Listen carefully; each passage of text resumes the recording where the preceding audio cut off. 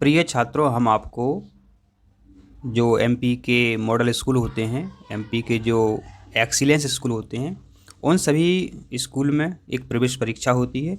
तो उस प्रवेश परीक्षा के पेपर में जो भी प्रश्न आने वाले हैं, उन सभी इम्पोर्टेंट प्रश्नों को हम आपको बता रहे हैं। तो इन्हें याद करके आपको जाना है।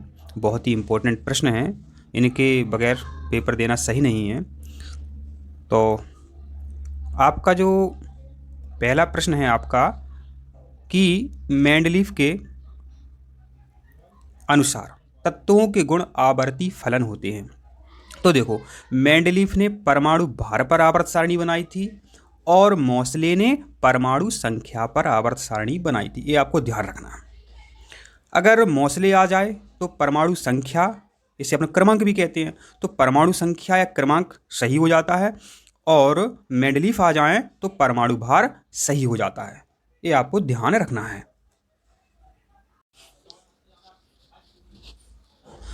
छात्रों, अब आपके सामने आपका अगला प्रश्न है, आधुनिक आवर्त नियम का प्रतिपादक कौन है?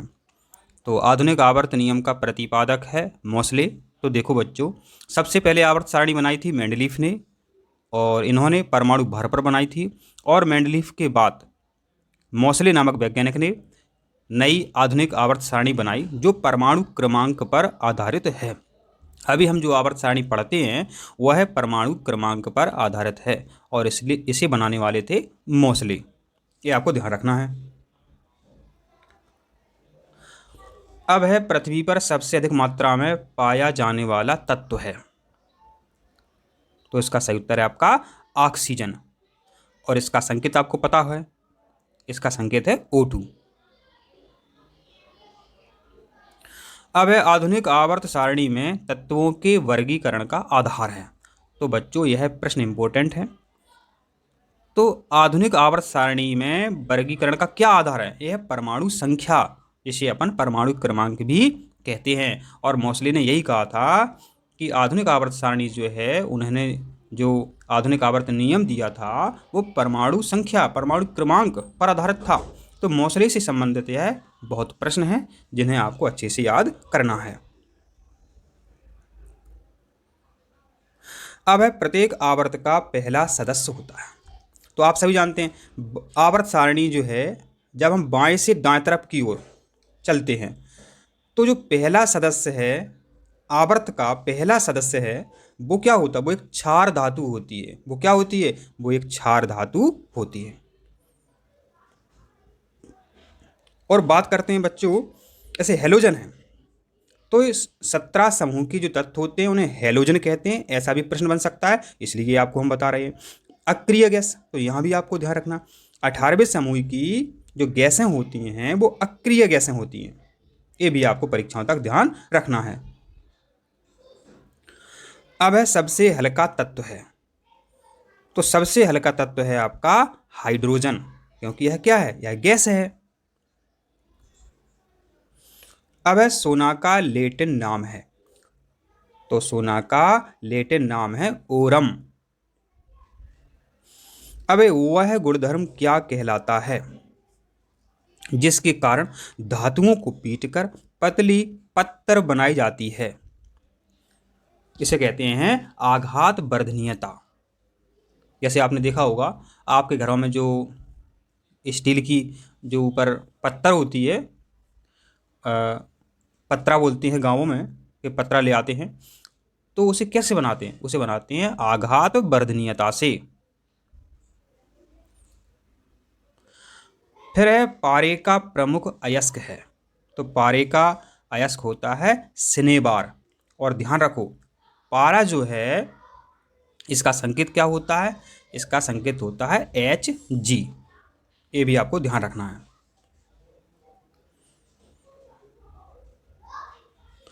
अब है रेडियम किससे प्राप्त होता है? तो रेडियम जो है पिच ब्लेंड नामक अयस्क से प्राप्त होता है। छात्रों, अयस्क से संबंधित परीक्षा में प्रश्न जरूर आता है। ऐसे बॉक्साइट है, तो जो बॉक्साइट है ये एल्यूमिनियम का अयस्क है, हेमेटाइट है एक लोहा का अयस्क है। हाँ प्रिय छात्रों, अयस्क से संबंधित प्रश्न परीक्षा में जरूर आता है, तो आप अयस्क याद कर लें। जैसे कि हेमेटाइट है, ये लोहा का अयस्क है। और बॉक्साइट है, ये एल्यूमिनियम का अयस्क है। और कापर पाइराइट है, एक कापर का अयस्क है। ये आपको ध्यान रखना है। अब छात्रों आपसे पूछा है, अयस्क से चुंबकीय अशुद्धियों को दूर करने के लिए कौन सी विधि प्रयुक्त की जाती है? तो इसका उत्तर है चुंबकीय पृथक्करण विधि। मतलब आपके सामने ऐसी अशुद्धियां हैं जिसमें लोहा है। अब आपको लोहा अलग करना है और अन्य धातुएं अलग करनी हैं, तो लोहे से चिपक जाएगी। तो लोहा लोहा हम अलग कर लेंगे, किससे करेंगे? चुंबक से करेंगे। तो इसका सही उत्तर है चुंबकीय पृथक्करण विधि।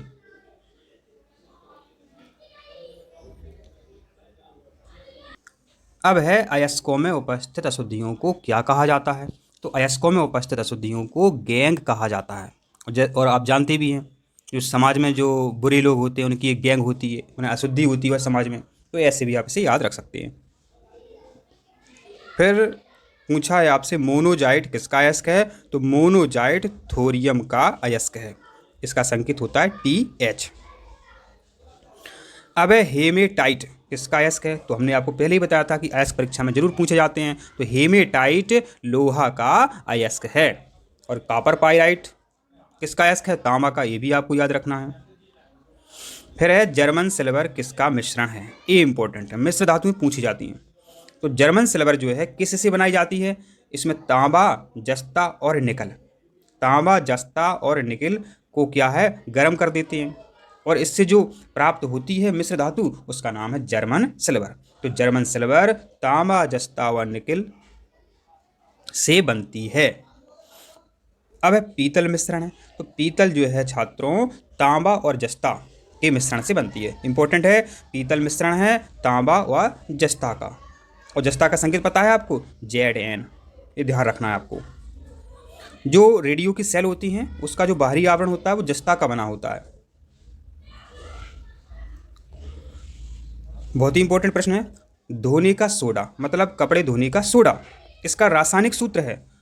आप जो घड़ी साबुन इस्तेमाल करते हैं, सर्फ एक्सल इस्तेमाल करते हैं, उसका सूत्र क्या है? तो उसका सूत्र है Na2CO3 × 10H2O। ये आपको ध्यान रखना है।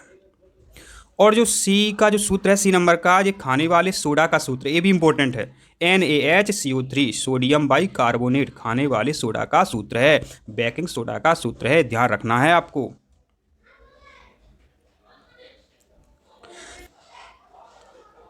अब है डबल रोटी बनाने में प्रयुक्त किए जाने वाले बेकिंग पाउडर का क्या होता है?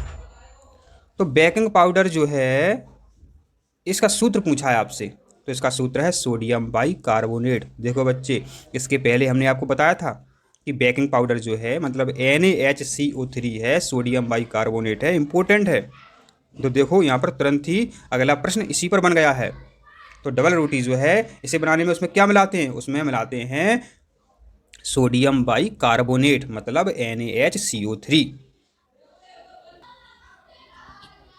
अब है निम्नलिखित में से किन तत्वों के लवणों द्वारा आतिशबाजी में रंग प्राप्त होता है?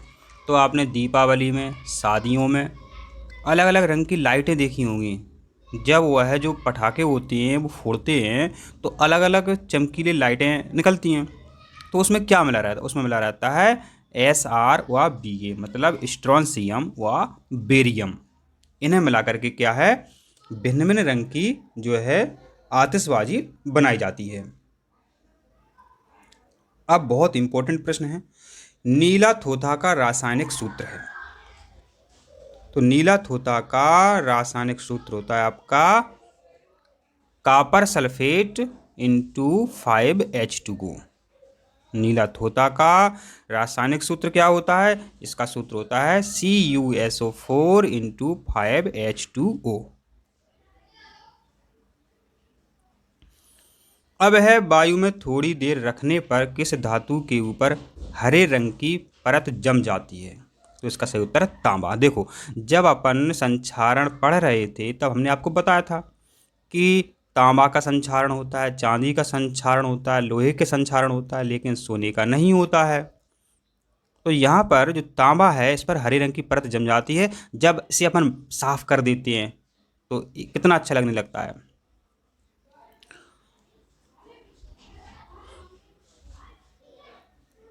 अब है जल की स्थायी कठोरता का कारण है। तो इसका सही उत्तर है कैल्शियम एवं मैग्नीशियम के बाइकार्बोनेट्स। अब है जल की कठोरता किस प्रकार दूर की जाती है। तो इसका उत्तर है जल में सोडियम कार्बोनेट डालकर। आपने देखा होगा कि कहीं पर खारा पानी होता है तो नहाने वाला जो साबुन होता है वो उसमें झाग नहीं देता है। तो उसकी कठोरता किस प्रकार दूर कर सकते हैं, तो उसमें मिला देते हैं सोडियम कार्बोनेट। ये आपको ध्यान रखना है।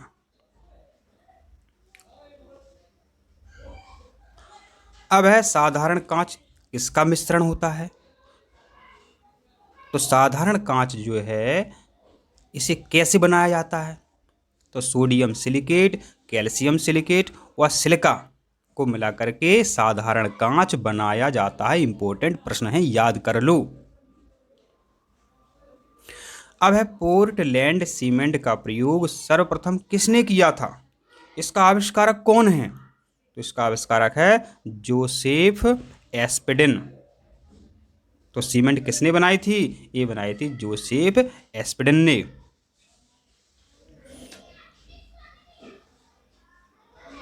हमने आपको बहुत इंपॉर्टेंट प्रश्न बताए हैं, इन्हें आप अच्छे से याद करें। और आप नए हैं तो चैनल को सब्सक्राइब जरूर करें।